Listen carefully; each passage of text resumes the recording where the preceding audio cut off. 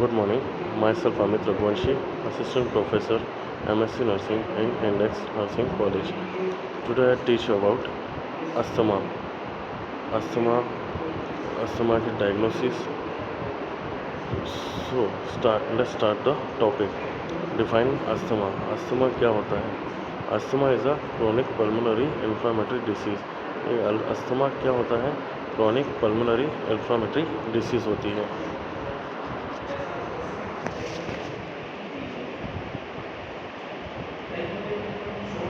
Asthma में क्या होता है? क्रॉनिक पल्मोनरी इन्फ्लेमेटरी डिसीज़ होती है, जिसमें क्या होता है कि पेशेंट को किसकी वजह से होता है? Airway hyper responsiveness. एयरवे जो हमारा पेशेंट का एयरवे होता है, हमारे शरीर में एयरवे होता है जिससे हम सांस लेते हैं, वो क्या होता है? Hyper responsiveness. उसकी रिस्पॉन्सिबिलिटी बढ़ जाती है, सांस लेने में तकलीफ हो जाती है. इसे हम अस्थमा कहते हैं. म्यूकस का ओवर प्रोडक्शन होता है. म्यूकस मतलब कफ ज़्यादा रिलीज़ होता है बॉडी से. म्यूकस ज़्यादा रिलीज़ होता है, प्रोडक्शन होता है, ओवर प्रोडक्शन होता है. एयरवे वॉल रिमोल्डिंग हो जाती है. एयरवे जो वॉल है वो रिमोल्ड हो जाती है. इसकी वजह से हम अस्थमा होता है. And bronchoconstriction. Bronchodilator जो होता है वो कॉन्स्ट्रिक्ट हो जाता है. ब्रोंकी जो होता है कॉन्स्ट्रिक्ट हो जाता है, मतलब रेजिस्टेंस बन जाता है या कॉन्स्ट्रिक्शन सिकुड़ जाती है. Clinically it is characterise by recurrent episode of wheezing. इसमें क्या होता है, जिसकी वजह से क्या प्रॉब्लम होती है, क्या क्या समस्या होती है? वीजिंग साउंड सुनाई देता है, ब्रीथलेसनेस होती है, सांस लेने में तकलीफ होती है, एंड चेस्ट टाइटनेस होता है. चेस्ट टाइटनेस फील होती है. Asthma statistics. अस्थमा के स्टैटिस्टिक्स हम देखेंगे अब. अस्थमा कैसे होता है? Number of children under as 18 year who currently have asthma. Number of children, जैसे एज 18 साल है, उन्हें क्या होता है? करंटली अभी अस्थमा पाया गया है. कितने बच्चों में? 18 साल के या 18 साल से कम उम्र के बच्चों में 6.2 मिलियन बच्चों में यह बीमारी पाई गई है. Percent of children under as 18 year who currently have asthma. पर जो अंडर एज है 18 ईयर्स या उससे कम है, उसमें 8.4% बच्चों में अस्थमा शिकायत पाई गई है. Affect more than 10% of the population in many westernise countries. जो वेस्टर्न कंट्री है वहाँ पे 10% पॉपुलेशन में यह अस्थमा के शिकायत पाई गई है. More than 300 million people world wide. और ये क्या है मात्रा? मोर देन वर्ल्ड वाइड अगर देखा जाए तो 300 मिलियन से अधिक है. The leading cause of school absenteeism in the United State causing approximately 50% of children to miss at least one school day yearly. 50% children क्या होते हैं यूनाइटेड स्टेट में? ये किसके कारण होता है? ये स्कूल एब्सेंटिज्म, स्कूल एब्सेंट होते हैं या मिस होते हैं, स्कूल से मिस होते हैं, और ये ईयरली स्कूल जो डे है मिस करते हैं. इसकी वजह से ये अस्थमा की प्रॉब्लम होती है. नेक्स्ट, अस्थमा और एलर्जी. अस्थमा क्या होता है और एलर्जी क्या होती है, ये अब हम देखेंगे. Asthma is seen as any allergic disease. अगर अस्थमा एक एलर्जिक डिसीज़ के रूप में दिखाई देता है, this assertion although well documented, ये क्या होता है? डॉक्यूमेंटेड होता है. Is probably an oversimplification. In fact, up to the last decade, our view of asthma as a single disease was likely oversimplified. Although main characteristics of asthma are airflow obstruction, bronchial hyperresponsiveness, and underlying inflammation, it is rare that all these characteristics क्या होता है? Airflow का obstruction होता है, bronchial hyper responsiveness होता है, या फिर कुछ भी इन्फ्लामेशन होता है. ये क्या होता है? कैरेक्टरिस्टिक्स होते हैं पेशेंट में अस्थमा के कारण और एलर्जी के कारण. अस्थमा अगर एलर्जी के रूप में होता है, एयरफ्लो का ऑब्स्ट्रक्शन होना है. एयरफ्लो का ऑब्स्ट्रक्शन के साथ साथ क्या होना है? ब्रीथिंग जो अपना ब्रोंकी है वो हाइपर रिस्पॉन्सिव होना है, और इन्फ्लामेशन होना है, कुछ चीज़ का इन्फेक्शन होना है. तो ये कैरेक्टरिस्टिक्स किसके हैं? अस्थमा एलर्जी के. Asthma recently started to be recognized as a syndrome, a complex condition with variability in its pathophysiology, severity, natural history, comorbidities, and treatment response. Next, asthma diagnosis. There are different type of asthma diagnosis. Acute और intermittent asthma को क्या क्या different types में diagnose किया गया है, क्या क्या है वो टाइप्स, एक्यूट और इंटरमिटेंट, सेकंड है क्रॉनिक और परसिस्टेंट, थर्ड है इसकी सब कैटेगरी जो होती है सेकंड की माइल्ड परसिस्टेंट, मॉडरेट परसिस्टेंट और सीवियर परसिस्टेंट। एक्यूट और इंटरमिटेंट परसिस्टेंट क्या होता है, इंटरमिटेंट क्या होता है, which indicate the airway remain normal between asthma episode and symptom occur less than 2 times per week। Acute और इंटरमिटेंट क्या होता है अस्थमा, इसमें क्या होता है एयरवे नॉर्मल होता है और अस्थमा में ब्रीथिंग प्रॉब्लम, अस्थमा की प्रॉब्लम कब होती है, हफ्ते में सिर्फ 2 बार या उससे भी कम। सेकंड है क्रॉनिक और परसिस्टेंट। क्रॉनिक एंड परसिस्टेंट में ज़्यादा विच indicate the airway have narrowing और अ कंटिन्यूस बेसिस। इसमें क्या होता है जो एयरवे है रेगुलरली छोटा होता जाता है, नैरो होता जाता है और ये कंटिन्यूसली बढ़ता जाता है। इसमें कैटेगरीज आती हैं, क्रॉनिक में सब कैटेगरीज होती हैं, 3 सब कैटेगरीज होती हैं, माइल्ड, मॉडरेट और सीवियर। माइल्ड परसिस्टेंट क्या होता है, symptom occur more than twice a week. इसमें क्या होता है माइल्ड परसिस्टेंट में क्या होता है कि हफ्ते में 2 बार या 2 बार से ज़्यादा सांस की समस्या, दमे की समस्या होती है। मॉडरेट परसिस्टेंट सिम्टम ओकर ऑलमोस्ट डेली। इसमें क्या होता है कि अस्थमा, दमे के लक्षण हमें डेली दिखाई देने लगते हैं। Severe persistent symptom are daily and occur many time throughout the day.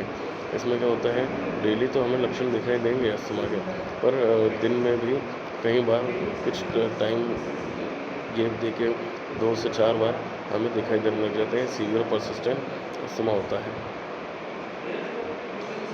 Next, asthma के सिम्टम्स। अस्थमा के क्या क्या सिम्टम्स होते हैं, अस्थमा का मतलब अस्थमा अगर किसी पेशेंट को हो जाता है तो क्या क्या लक्षण दिखाई देंगे। तो हम देखते हैं, children are not always able to express exactly what they are feeling.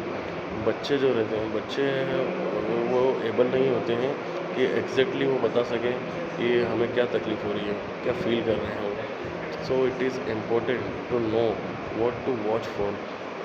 इसलिए हमें ये देखना ज़रूरी है कि वो क्या हमें एक्सप्लेन करना चाहिए, specially when there is a severe acute एक्सर्बेशन।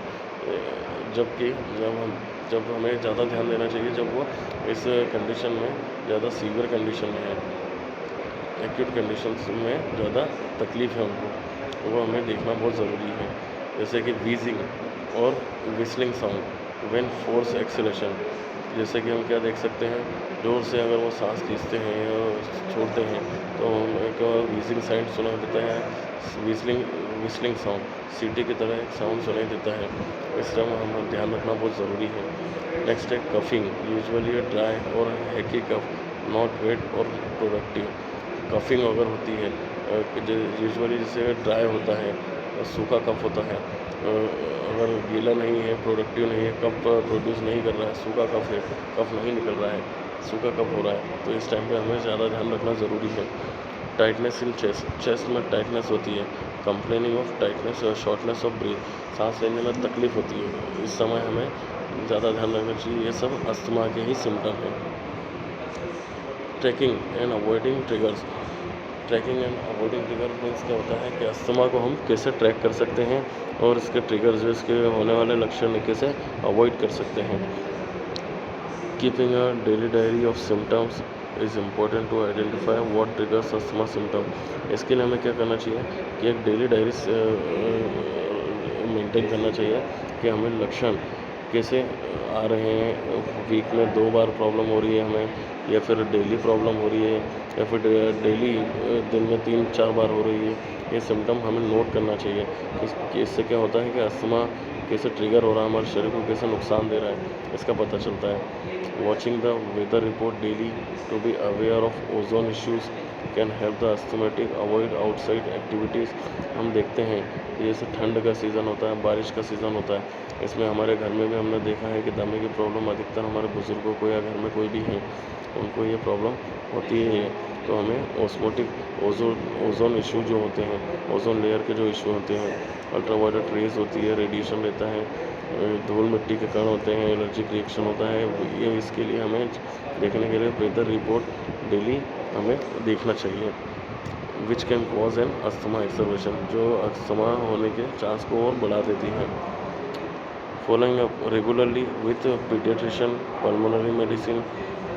हमें क्या करना चाहिए, बच्चों को अगर अस्थमा की प्रॉब्लम होती है, बच्चों में अगर दिखाना चाहिए कि रेगुलरली पीडियाट्रिशियन को दिखाना ज़रूरी है, पल्मोनरी मेडिसिन डिपार्टमेंट में दिखाना ज़रूरी है, ENT नाक कान गला विभाग में, और एलर्जी स्पेशलिस्ट को दिखाना बहुत ज़रूरी है, फॉलो लेना बहुत ज़रूरी है। Having an up to date asthma action plan, asthma का up to date action plan बनाना बहुत ज़रूरी होना, हमारे पास होना बहुत ज़रूरी है। अस्थमा मेडिकेशन, अस्थमा मेडिकेशन क्या होता है, there are 2 main categories of medication for asthma. इसमें क्या होता है, अस्थमा की जो मेडिसिन दी जाती है वो 2 कैटेगरी में डिवाइड होती है। फर्स्ट क्या है, कंट्रोलर एंड प्रिवेंटर। इसके वजह से हम क्या कर सकते हैं, कंट्रोल कर सकते हैं और रोक सकते हैं अस्थमा को। Which are long acting medication, ये किस तरह का मेडिकेशन होता है, लॉन्ग एक्टिंग लाइफ लॉन्ग चलने वाला मेडिकेशन होता है। To relax a smooth muscle, तो स्मूथ मसल को रिलैक्स करता है। एंड रिड्यूस स्वेलिंग, और क्या करता है, स्वेलिंग हमारे शरीर में जो अस्थमा की वजह से स्वेलिंग आई है, सूजन आई है, उसको कम करता है, एडिमा हुआ है उसको कम करता है। These are the most important to take as prescribed and to keep taking even when asymptomatic। इस चीज़ का हमें ध्यान रखना बहुत ज़रूरी है फर्स्ट सिम्टम में, मेडिकेशन में, कि इसको हमें प्रिस्क्राइब डॉक्टर के द्वारा लिखी गई दवाइयाँ ही लेना चाहिए, और एसिम्टोमेटिक अगर है तो प्रिस्क्राइब मेडिकेशन ही लेना चाहिए। Second, relievers which are quick and short acting smooth muscle relaxer. ये क्या होता है, ये जल्दी और शॉर्ट एक्टिंग होता है। शॉर्ट मतलब बहुत ही जल्दी एक्शन, बहुत ही जल्दी स्मूथ मसल को रिलैक्स करता है। दैट रिलीव स्वेलिंग, बहुत ही जल्दी इसका रिज़ल्ट हमें देखने को मिलता है। स्वेलिंग अचानक से कम होती है, सांस लेने की तकलीफ अचानक से कम हो जाती है। This should be kept close eight hand always.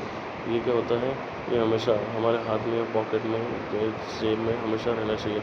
And technique for delivery इसकी, और इसकी क्या है, डिलीवरी की टेक्निक है, इसकी टेक्निक क्या है, डिलीवरी बहुत ज़रूरी है इसकी। नेक्स्ट है, इज़ नेबुलाइज़र बेटर और MDI।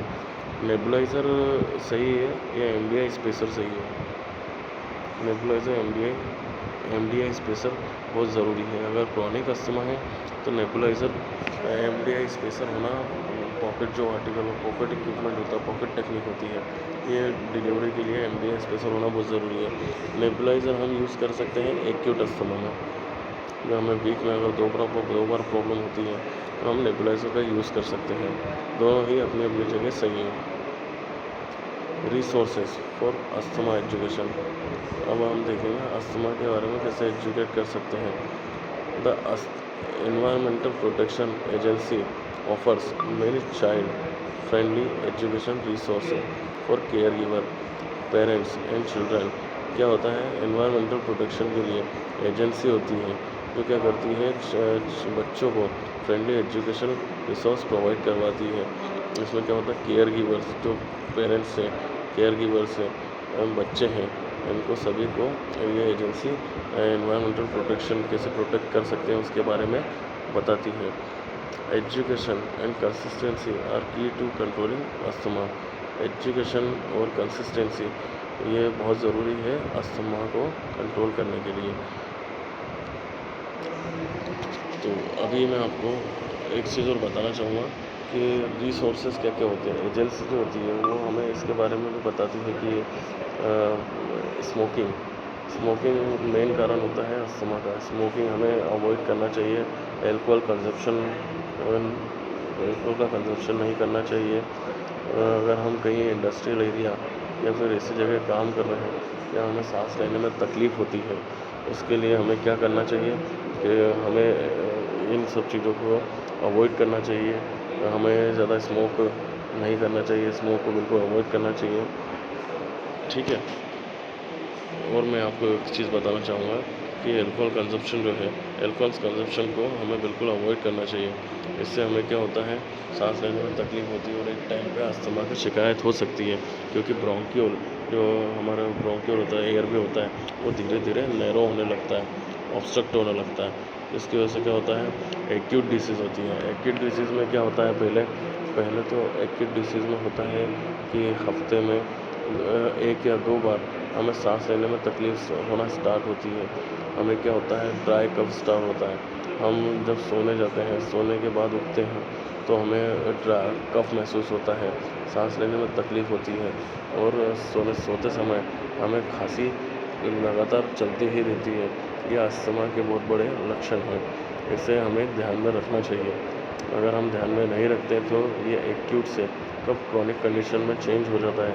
इसका हम पता लगाना बहुत ज़रूरी है, इसको नोट करना बहुत ज़रूरी है।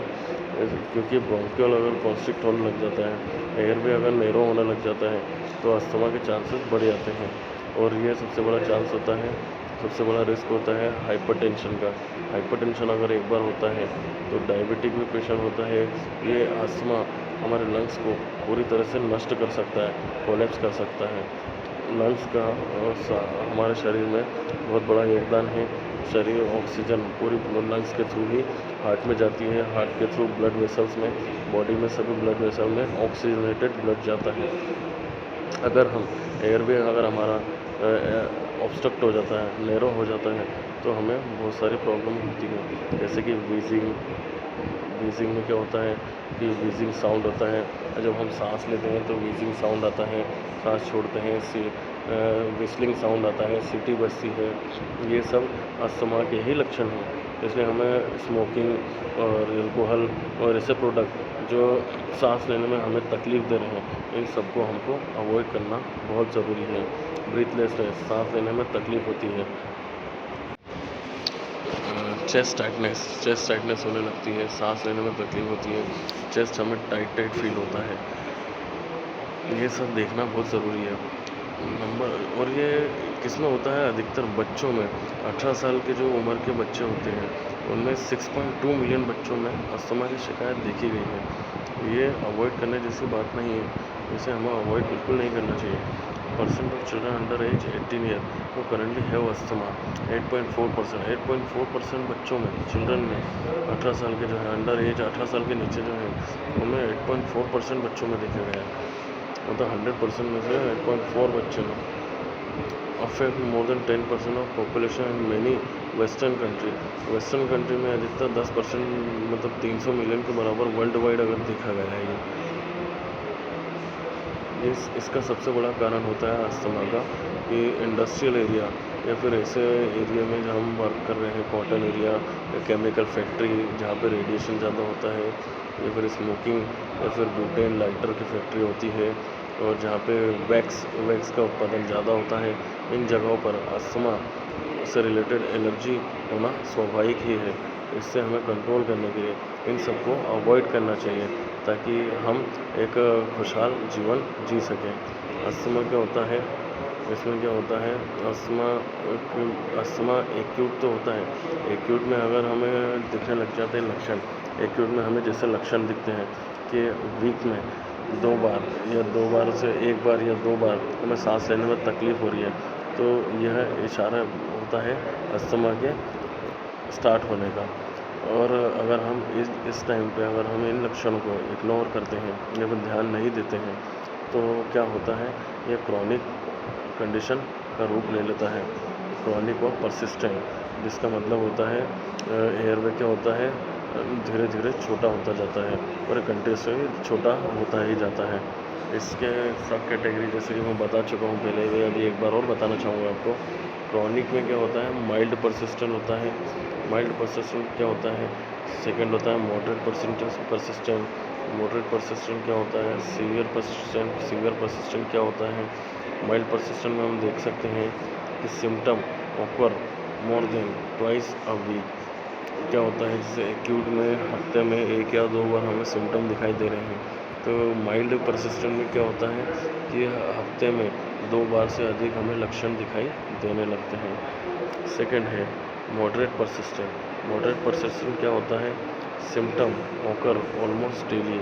इसमें क्या होता है, सिम्टम अगर हम स्मोकिंग नहीं छोड़ेंगे, इंडस्ट्रियल एरिया में रहेंगे और ऐसे एरिया जहाँ पे ये प्रॉब्लम कंटिन्यूसली डेवलप होती ही जाती है, तो यह प्रॉब्लम, अस्थमा की जो प्रॉब्लम है, हमें डेली होने के चांस बढ़ जाते हैं।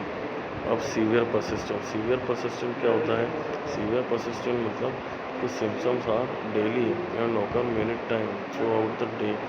यहाँ पे पहले क्या होता था कि एक्यूट में अगर हमने ध्यान नहीं दिया, हफ्ते में 2 बार हो रहा है, तो एक्यूट में उससे फिर हम बढ़ के वहाँ वो क्या हो जाएगा, माइल्ड के कंडीशन में आ जाएगा। माइल्ड कंडीशन में क्या क्या सिम्टम दिखने लग जाते हैं कि हफ्ते में 2 बार से अधिक होने लग जाते हैं। सेकंड हमने पढ़ा मॉडरेट कंडीशन। मॉडरेट कंडीशन में क्या होता है, सिम्टम हमें डेली दिखने लग जाते हैं। थर्ड होता है, नेक्स्ट और आखिरी होता है सीवियर कंडीशन। सीवियर कंडीशन में क्या होता है कि लक्षण डेली तो दिखते हैं, लेकिन दिन में भी कभी कभी 2 से 4 बार दिखने लग जाते हैं। Asthma symptoms. अस्थमा के सिम्टम्स बता चुका हूँ मैं। बच्चों में अधिकतर ये पाया जाता है, चेस्ट टाइटनेस होती है, कफिंग होती है, ड्राई कफ होता है, प्रोड्यूस होता है, शॉर्टनेस ऑफ ब्रीथ होती है, विजिंग साउंड होता है, विजलिंग साउंड होता है, व्हेन फोर्स एक्सीलरेशन, जब हम जोर से सांस लेते हैं या छोड़ते हैं तब हमें विजिंग या विस्लिंग साउंड सुनाई देता है। ये सब अस्थमा के ही लक्षण हैं। ये हमें रोकने के लिए क्या करना है, स्मोकिंग अवॉइड करना चाहिए, अल्कोहल कंजप्शन नहीं करना चाहिए। अस्थमा का जो मेडिकेशन है वो टाइम टू टाइम हमें लेना बहुत ज़रूरी है। अगर हम मेडिकेशन टाइम टू टाइम नहीं लेंगे तो हमें बहुत सारी प्रॉब्लम हो सकती है, एक्यूट से क्रॉनिक की तरफ जा सकते हैं। अल्कोहल कंजप्शन बिल्कुल छोड़ना चाहिए। और इंडस्ट्रियल एरिया, ऐसा इंडस्ट्रियल एरिया जहाँ पे हमें अस्थमा से रिलेटेड प्रॉब्लम हो सकती है इन फ्यूचर, तो इसका हमें ध्यान रखते हुए उसको बिल्कुल पूरी तरह से अवॉइड करना चाहिए। सो अस्थमा का टॉपिक मैं यही ख़त्म करता हूँ। Thank you.